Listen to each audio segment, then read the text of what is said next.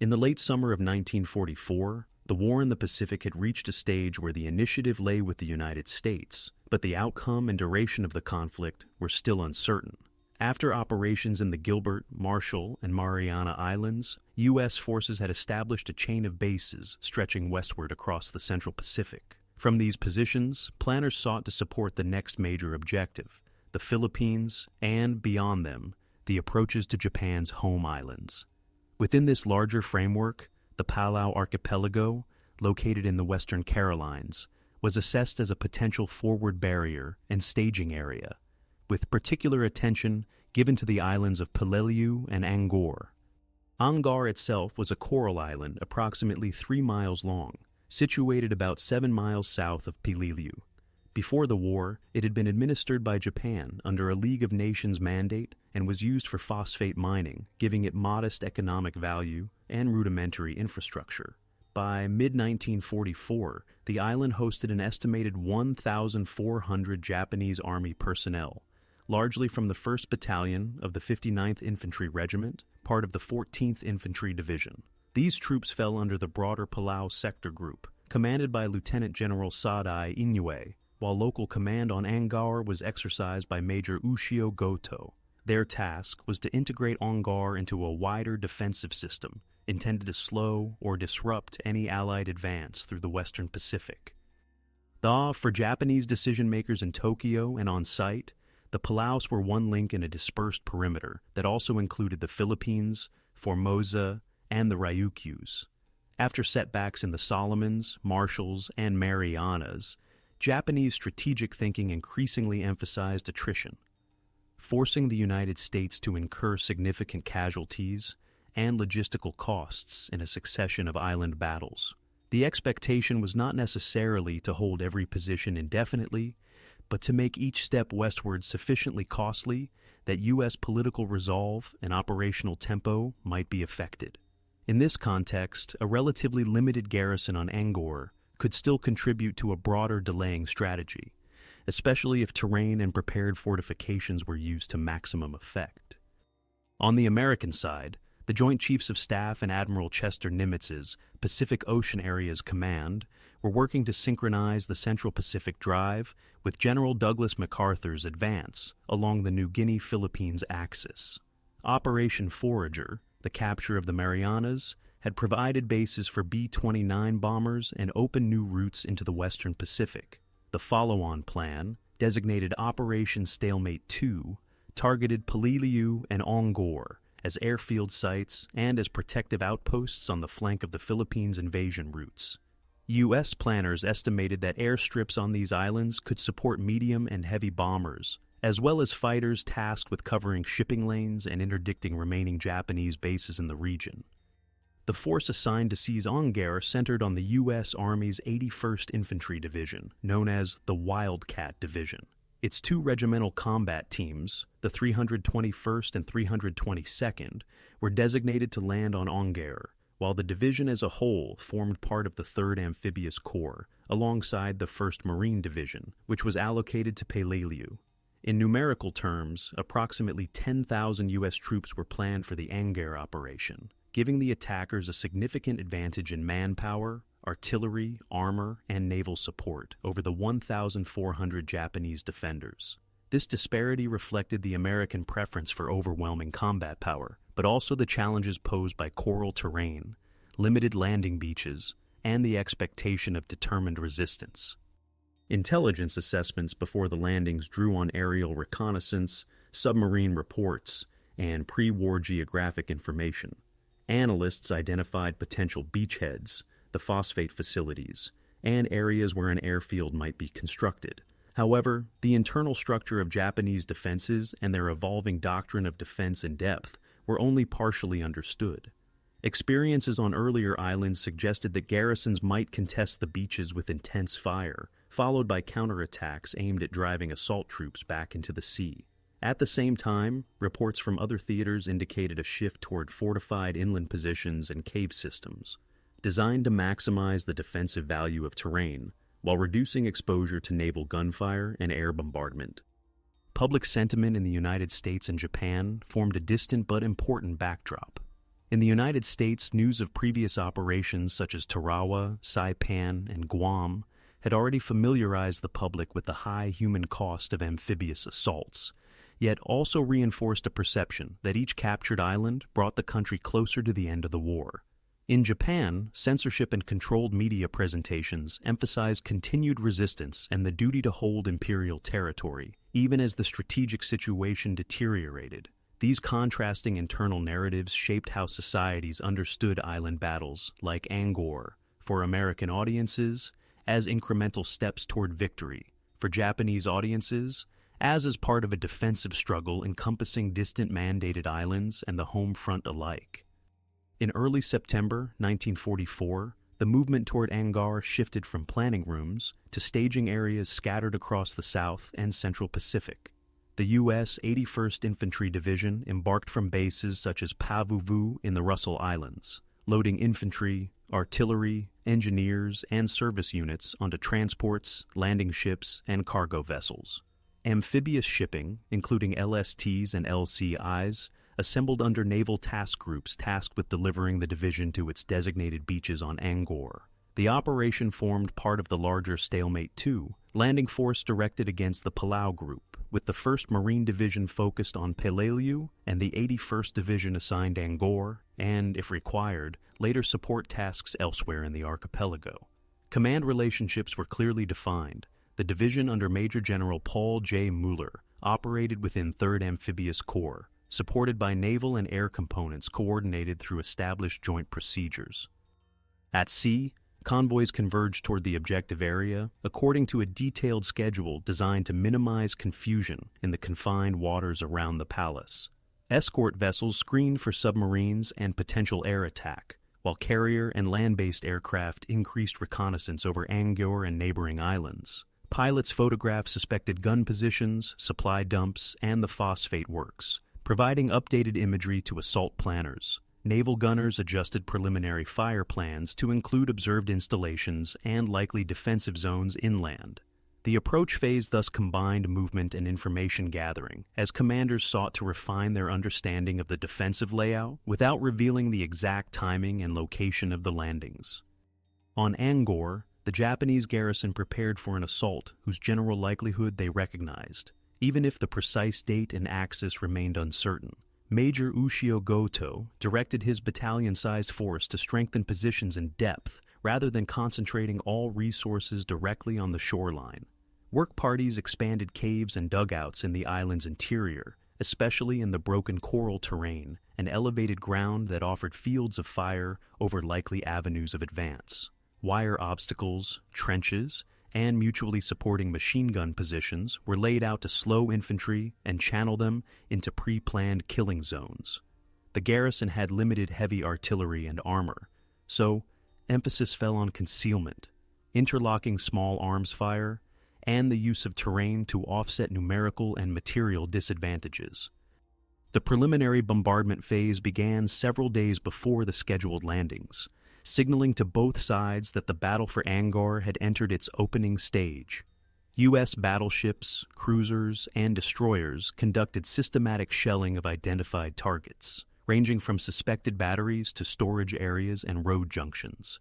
Carrier aircraft and medium bombers attacked in overlapping waves, dropping general-purpose bombs and strafing visible structures.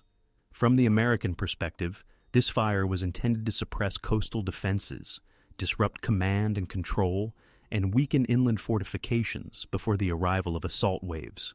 From the Japanese standpoint, the bombardment confirmed that Angaur was a primary objective and tested the resilience of concealed positions, communications, and supply caches under prolonged attack. Reconnaissance and clearance operations brought smaller units into direct contact with the island even before the main landing force. Underwater demolition teams surveyed approaches and beaches to detect obstacles, reefs, and underwater mines.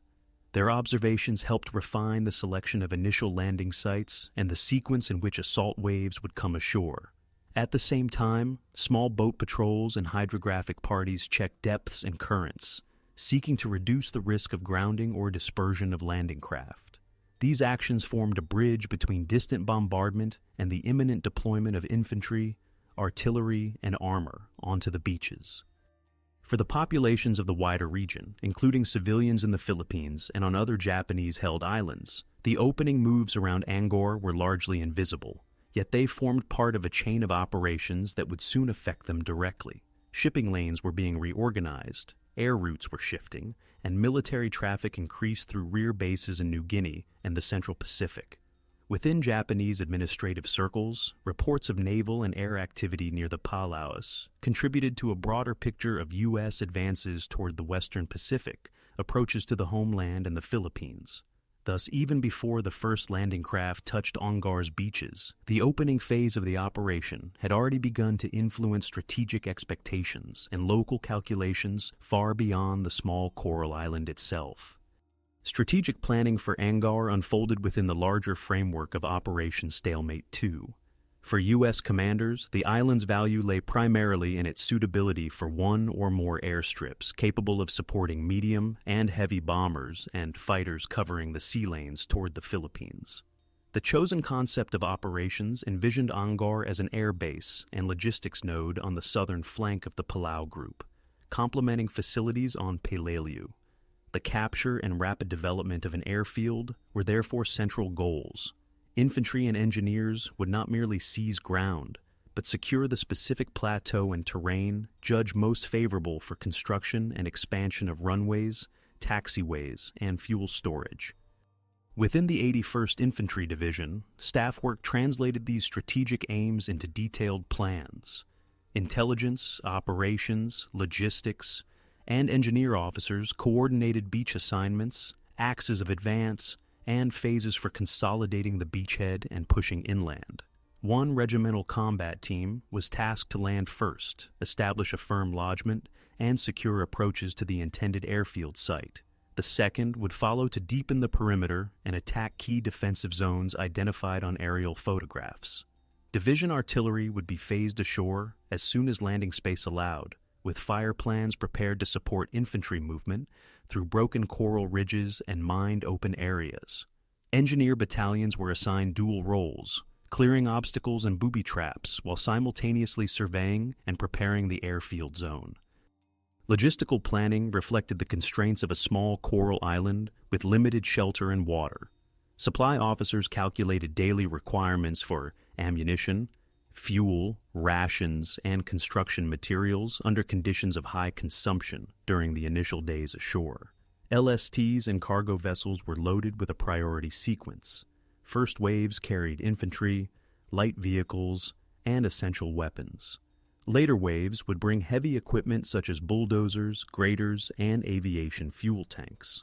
Medical units planned for casualties in an environment where evacuation depended on the availability of small craft, and where heat and coral wounds posed additional risks. On the Japanese side, planning was constrained by shortages and by the gradual isolation of the Palau garrison from major supply sources. Fuel, ammunition, and heavy construction materials were limited and increasingly difficult to replace due to Allied pressure on shipping routes. Japanese staff officers focused on making existing resources last as long as possible, while shaping the island's interior into a defensive system that could absorb prolonged assault. The concept emphasized defense in depth. Instead of relying solely on coastal batteries and beach fortifications, positions were distributed across the central high ground and coral ridges, connected by trenches and tunnels where geology permitted. Japanese doctrine at this stage favored an attritional approach. The garrison could not hope to defeat an American landing force in open maneuver warfare, but it could force the attackers to fight for every ridge and depression, inflicting casualties and slowing progress. Plans called for allowing initial landings if necessary, then drawing U.S. units into prepared zones where concealed machine guns, mortars, and artillery could engage them from multiple directions. Night infiltration and limited counterattacks were considered, but large-scale counteroffensives were seen as impractical given manpower and ammunition constraints. Both sides faced miscalculations in their planning. U.S. intelligence underestimated the extent to which Japanese defenders had shifted from beach defenses to inland strongpoints and interconnected cave systems, a doctrinal evolution shaped by earlier island battles. This influenced early assumptions about how quickly Angaur could be secured and the airfield completed. Conversely, Japanese planners overestimated the degree to which dispersed positions and terrain alone could offset the quantitative and qualitative advantages of U.S. naval gunfire, air support, and engineering capacity. With plans completed and timetables issued, the stage was set for the first full-scale clashes between these opposing concepts when assault waves moved from sea toward the coral shores of Angaur. On 17 September 1944, the movement from sea to shore transformed planning into direct contact as the first assault waves headed toward Angaur's eastern coast. Before dawn, U.S. destroyers and cruisers resumed bombardment of pre-selected targets, concentrating on suspected gun emplacements, command posts, and the phosphate facilities visible from aerial reconnaissance. Carrier aircraft and land-based bombers added a final series of strikes, after which naval gunfire shifted inland to avoid hitting the approaching landing craft. In these craft rode assault companies of the 321st Regimental Combat Team, supported by tanks, engineers, and communications detachments, assigned to land on designated red and blue beaches along the island's eastern shoreline. As the landing craft dropped their ramps, U.S. troops stepped onto coral and sand under lighter opposition than some planners had anticipated from earlier Central Pacific operations. Small-caliber fire, machine guns, and mortars did engage the first waves, but sustained, continuous fire from large coastal batteries was limited.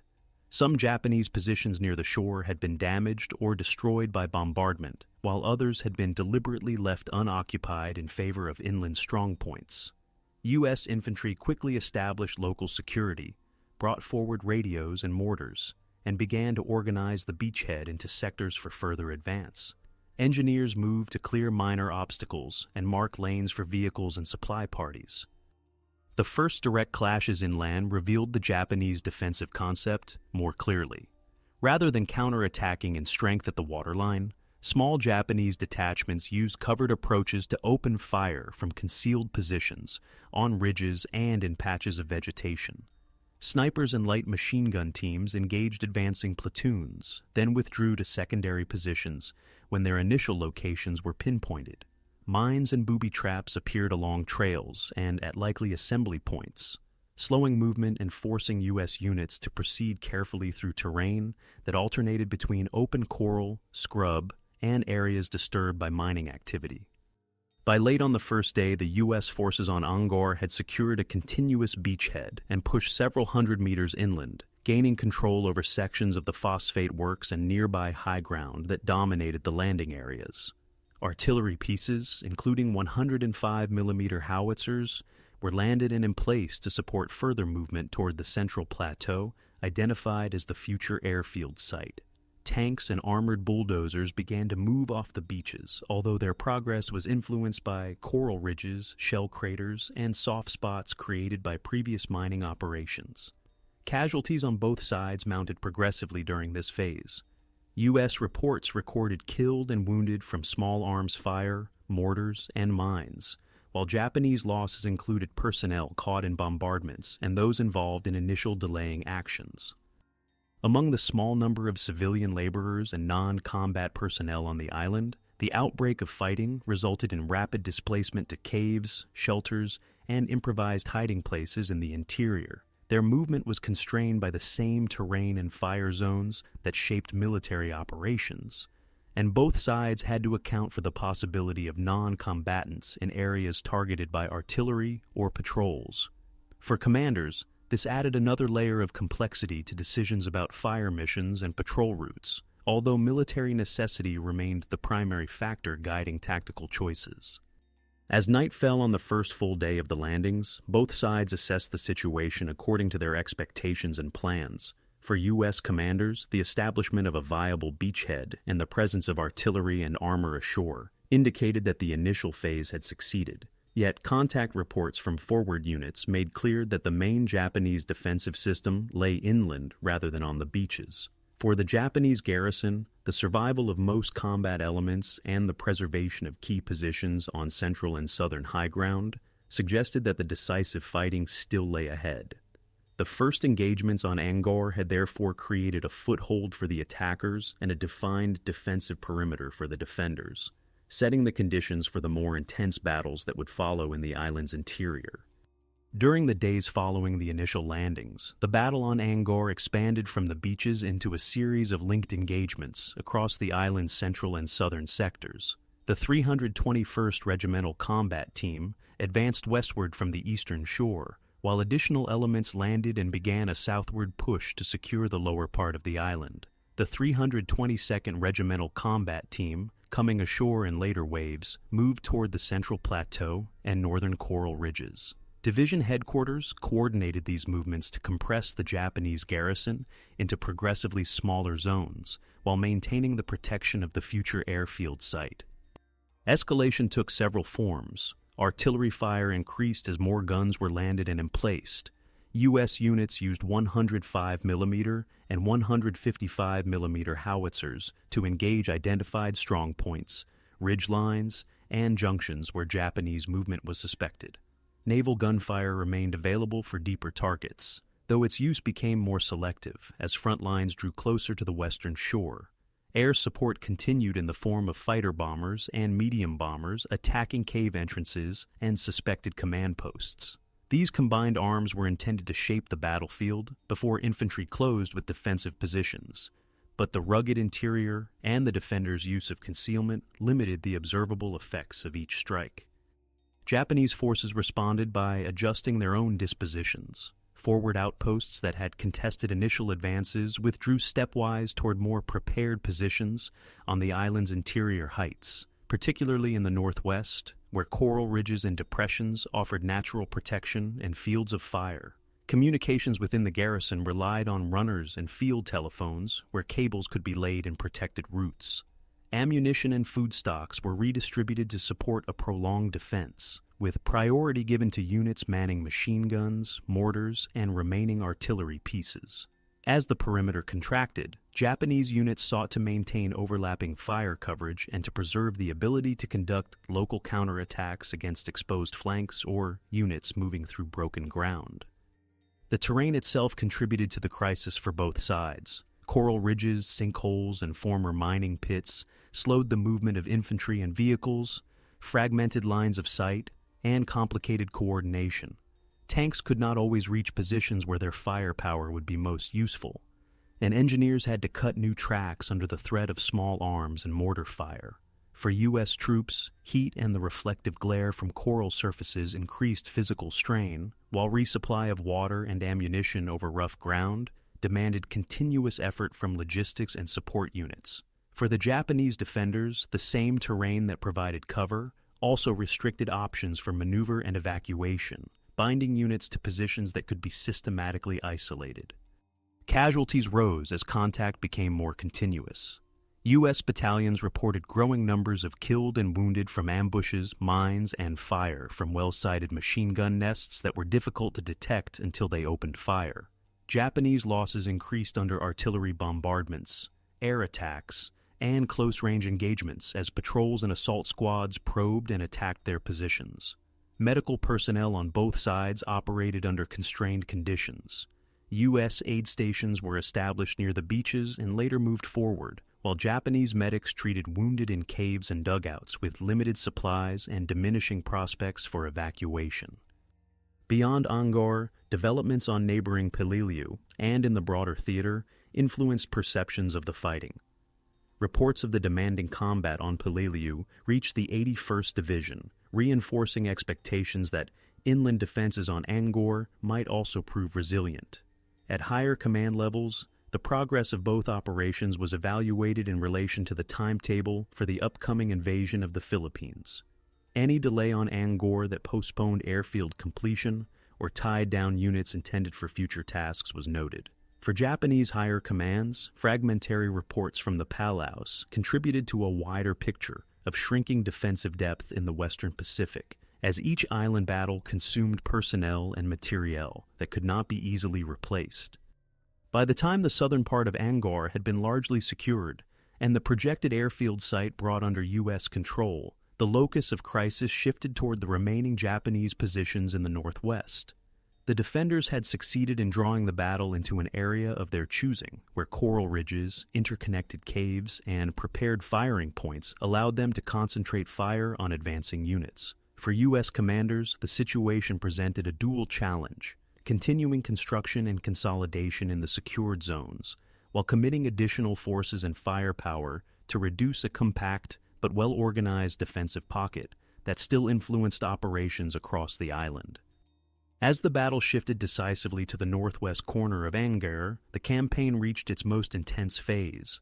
By late September 1944, U.S. forces controlled the beaches, the southern part of the island, and the projected airfield zone, while the remaining Japanese defenders had concentrated in a compact area of coral ridges and depressions sometimes described by U.S. reports as a natural bowl.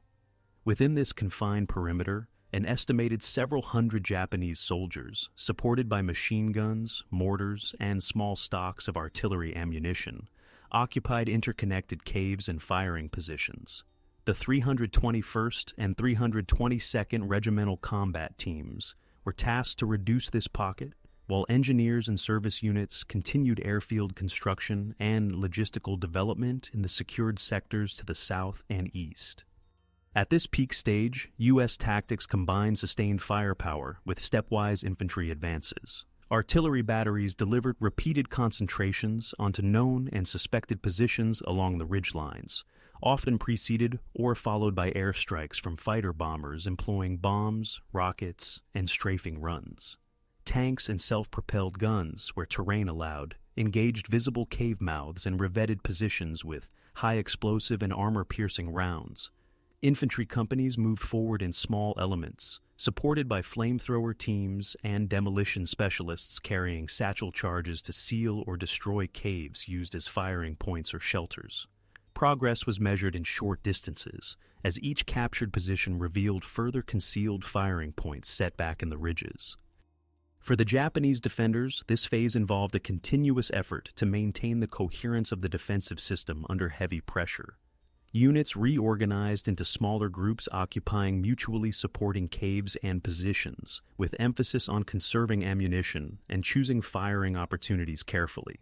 Fire was often withheld until U.S. troops or vehicles came within close range, increasing the effect of each burst of machine gun or rifle fire and complicating the attacker's attempts to identify and neutralize individual positions.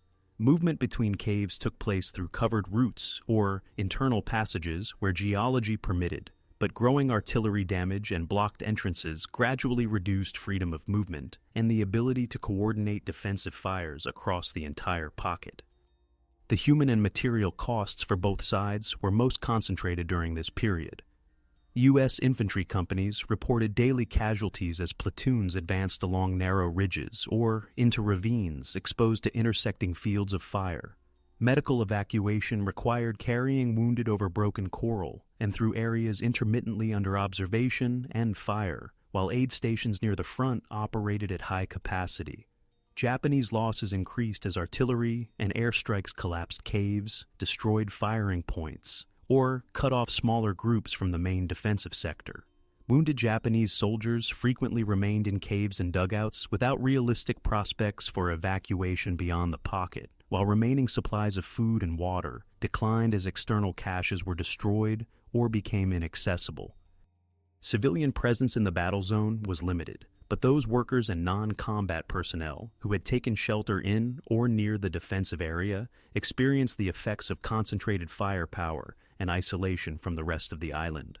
Their movements were restricted by the same factors constraining Japanese military personnel: collapsing structures, blocked paths, and the risk of crossing zones under artillery or small arms fire. From the U.S. side, the possibility of civilians within the defensive perimeter was acknowledged, but the priority placed on neutralizing resistance and securing the island meant that fire missions continued against positions assessed as contributing to the overall defense. Command decisions during this peak period focused on balancing the urgency of completing the operation with the need to limit further casualties. U.S. commanders evaluated options ranging from direct assaults to prolonged bombardment intended to wear down the pocket over time. Given the small size of Angaur and the requirement to free units for future operations, The adopted approach emphasized sustained but methodical pressure. Repeated artillery and airstrikes followed by incremental infantry advances, with close coordination between infantry, engineers, and armor wherever terrain allowed. On the Japanese side, the remaining leadership concentrated on holding the defensive area as long as possible, with no expectation of relief from outside the island. Orders stressed continued resistance from existing positions, making the peak of the campaign a period of continuous combat in a confined space, with each side attempting to achieve its objectives under increasingly restrictive conditions. As the fighting in northwest Angaur continued, both sides adapted their methods to the confined and demanding conditions. U.S. units refined their approach to reducing cave and ridge defenses, drawing on experience from earlier operations and from the first days of combat on the island. Infantry platoons were reorganized to include designated teams for reconnaissance, fire support, and demolition. Scouts moved ahead to locate firing points and possible cave entrances, marking them for suppression by mortars, machine guns, or direct fire from tanks and self-propelled guns. Flamethrower operators and demolition teams followed closely, prepared to engage positions that could not be neutralized by small arms or artillery alone. Engineers played a growing role in frontline operations. In addition to clearing mines and obstacles, they constructed covered approaches, erected protective revetments for artillery and command posts, and assisted in breaching coral ridges that blocked movement. Bulldozers were used where terrain permitted to improve tracks for vehicles and evacuation routes for casualties. On the airfield site and in rear areas, other engineer elements pressed ahead with grading, surfacing, and the installation of fuel and ammunition storage, ensuring that the island's role as a future base advanced even while combat continued nearby. Logistical and medical systems adjusted to the prolonged nature of the fighting. Supply officers established forward dumps for ammunition, water, and rations to reduce the distance that carrying parties had to cover under threat of fire. Evacuation routes for wounded soldiers were reorganized as front lines shifted, with litter teams trained to move casualties along less exposed paths through coral and scrub.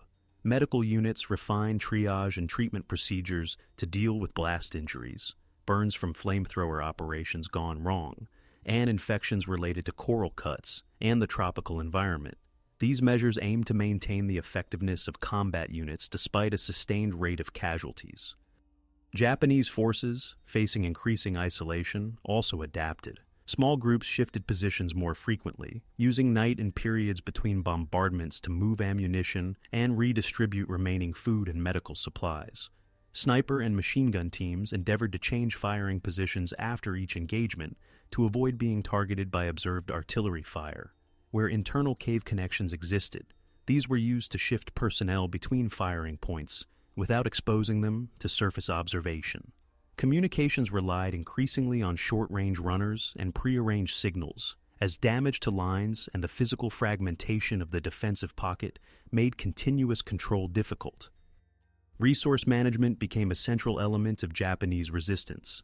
Ammunition expenditure was reduced to essential engagements, with fire opened only when targets were within effective range. Food and water were rationed strictly as access to external stores was cut off.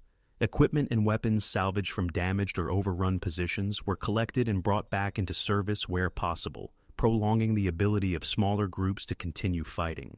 These adaptations aimed to extend the duration of organized resistance even as the overall defensive situation deteriorated.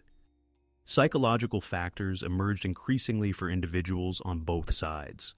U.S. troops confronted the demands of close combat against concealed positions, and the challenge of repeated assaults on terrain that appeared from ground level to change little from day to day despite heavy fire support. Rotations of frontline units, rest periods in rear zones, and the presence of chaplains and medical personnel were used to sustain morale. Japanese soldiers and attached personnel, aware that external relief was unlikely, operated under conditions of confinement and continuous pressure, with their sense of purpose tied to holding positions as long as possible in accordance with orders and prevailing military culture. Local adaptations also involved coordination with parallel operations at the theater level. Experience gained on Angaur and cave reduction engineer support under fire, and coordination between infantry, artillery, armor, and air support informed after-action assessments within the 81st Division and 3rd Amphibious Corps. These assessments would later influence procedures in other island battles. On the Japanese side, while communication with higher command was limited, surviving officers and enlisted personnel carried forward their experience of Angaur to other defensive positions when transferred before the campaign or in the planning doctrines that had guided the construction of defenses on different islands. Through these processes of resistance and adaptation, the battle evolved from a straightforward amphibious assault into a closely studied example of how both sides adjusted to the specific conditions of a small coral island under intense pressure. The turning point on Angaur emerged gradually in late September 1944 as the cumulative effects of bombardment, infantry assaults, and logistical constraints began to erode the cohesion of the Japanese defensive pocket in the northwest. Artillery registration became increasingly precise. Observation posts on captured ridges directed fire onto remaining cave entrances, communication trenches, and small assembly areas that had previously been concealed. Airstrikes, though limited by the confined battle space, were used to collapse overhanging coral and seal positions that resisted direct ground attack. Each adjustment in the U.S. fire plan reduced the number of effective firing points available to the defenders and narrowed their options for movement. A critical decision point for U.S. commanders came when it became clear that rapid frontal assaults against the densest parts of the ridge system produced high casualties with only incremental territorial gains. In response, they placed greater emphasis on a siege-like approach, isolating segments of the pocket, cutting internal routes, and concentrating fire on specific clusters of positions until resistance there diminished. Infantry units shifted from broad advances to sector-by-sector clearance, supported by flamethrowers and explosives used systematically rather than in isolated actions. This method required time and careful coordination, but it gradually transformed the defensive area from a continuous system into separated fragments that could no longer support each other effectively. For the Japanese defenders, the same period marked the moment when the original concept of a unified, mutually supporting defensive network became increasingly difficult to sustain. Repeated bombardments disrupted lines of communication, collapsed connecting trenches, and blocked internal cave passages. Groups that had once been able to share ammunition and information found themselves confined to single positions or small clusters of shelters. Command influence weakened as runners faced growing risks crossing exposed ground or rubble-choked routes. Orders emphasizing continued resistance still circulated where possible, but practical control over all elements of the defense declined. The broader operational context also shifted at this time. As U.S. forces on Angaur gained more secure control over the airfield area and southern sectors, higher command could consider reallocating elements of the 81st Division to support operations on Peleliu, where fighting remained intense. The ability to detach units for this purpose depended on confidence that the remaining Japanese resistance on Angaur, though still active, no longer threatened the beachhead, the airfield construction, or the island as a whole. The decision to begin such transfers indicated that the battle for Angaur had passed its peak and entered a phase in which residual resistance, rather than the overall control of the island, was at issue. Civilians and non-combat personnel within or near the shrinking pocket experienced the turning point in terms of isolation and increasing scarcity of resources. Access to water and food was further restricted as external storage sites were lost, and internal supplies consumed. Movement between shelters became hazardous due to collapsing structures and the intensified targeting of remaining positions. For those located in sectors that were encircled or bypassed, the decline in organized defensive activity meant fewer opportunities to relocate or communicate with other groups, reinforcing the sense of separation from the rest of the island. By early October, the combination of physical isolation, attrition, and the shifting priorities of the wider campaign had altered the character of the fighting on Angaur. U.S. units continued to engage in close combat, but increasingly against smaller and more fragmented groups of defenders. Japanese forces, though still active in individual positions, no longer operated as a unified, battalion-strength garrison capable of coordinated countermeasures across the Northwest. This transition from organized, system-wide defense to scattered, localized resistance marked the practical turning point of the battle, setting the stage for the final phase of clearance operations and the consolidation of Angaur as a functioning base in the Western Pacific Campaign. By early October 1944, organized resistance on Angaur had been reduced to scattered groups holding isolated caves and positions in the northwest. U.S. patrols moved systematically through previously contested sectors, checking ridges, depressions, and former strongpoints for remaining defenders. When fire was received from a cave or concealed position, infantry called forward flamethrowers, demolition teams, or supporting weapons to neutralize it before advancing. This process, repeated over days, gradually converted active defensive points into cleared or sealed sites, shortening the list of locations where opposition could still be expected. Combat operations transitioned from large-scale assaults to clearance and security tasks. Company and battalion commanders organized small patrols to sweep areas that had already been fought over, ensuring that no bypass positions remained capable of interfering with supply routes or airfield operations. Engineers assisted by marking safe paths, filling shell craters that obstructed movement, and clearing unexploded ordnance from approaches to the newly established installations. Artillery units shifted from intensive concentrations on known defensive pockets to on-call fire, ready to support patrols encountering unexpected resistance but no longer required to deliver continuous bombardment. For the Japanese garrison, the final phase meant operating in increasingly isolated and constrained conditions. Small groups that remained in caves or concealed shelters had only limited ammunition, food, and water. Communications with other defensive elements were fragmentary or absent, and the capacity to coordinate any larger maneuver had effectively disappeared.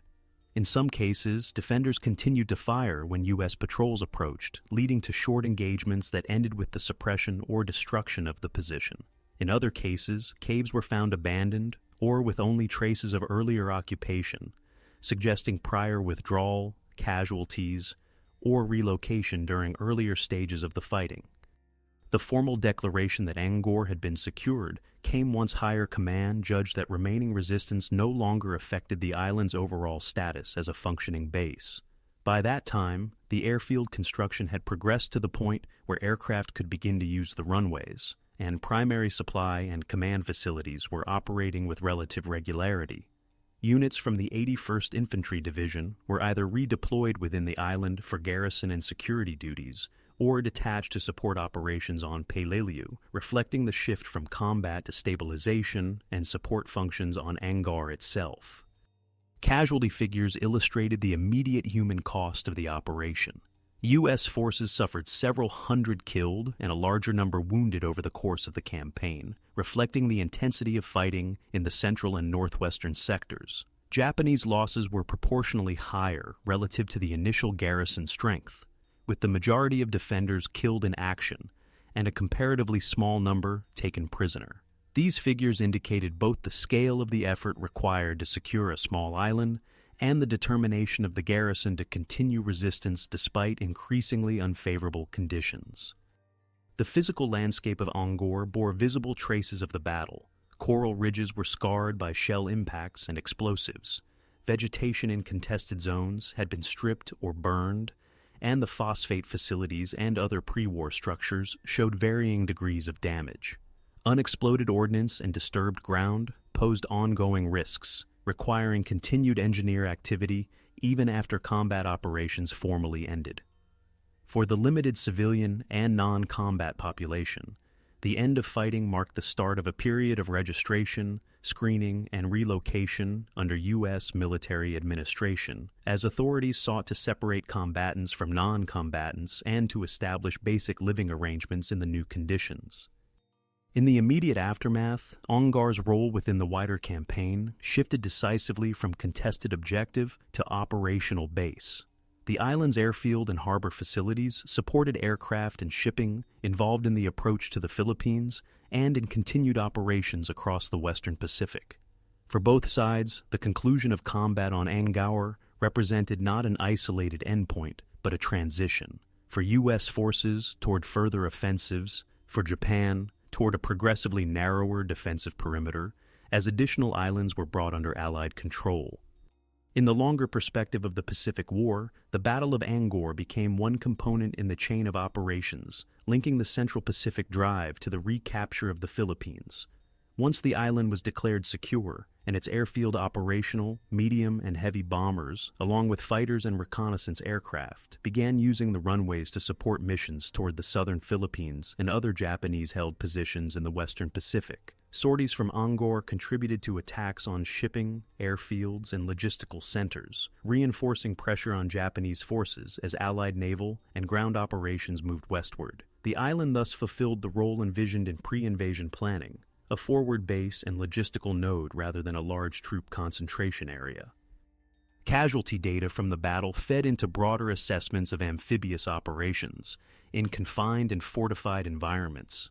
U.S. forces on Angaur suffered roughly a few hundred killed and several times the number wounded in the course of the campaign, while Japanese losses approached the effective elimination of the original garrison, with only a limited number of prisoners taken. These figures were analyzed in relation to the island's size, the duration of combat, and the tactical methods employed. Comparisons were drawn with other operations in the Palaus, particularly Peleliu, where larger forces and more extensive defensive systems had led to higher casualties. Together, these battles informed discussions within Allied commands about the cost and necessity of seizing every potential base in a defensive perimeter. For Japanese planners, the outcome at Angaur illustrated both the potential and the limits of the defense-in-depth concept on small islands. The garrison had achieved some of its objectives in prolonging resistance, imposing casualties, and tying down Allied resources for several weeks. However, it had not prevented the establishment of air and logistical facilities, nor had it significantly altered the timing of the larger strategic operations, including the invasion of Leyte in October 1944.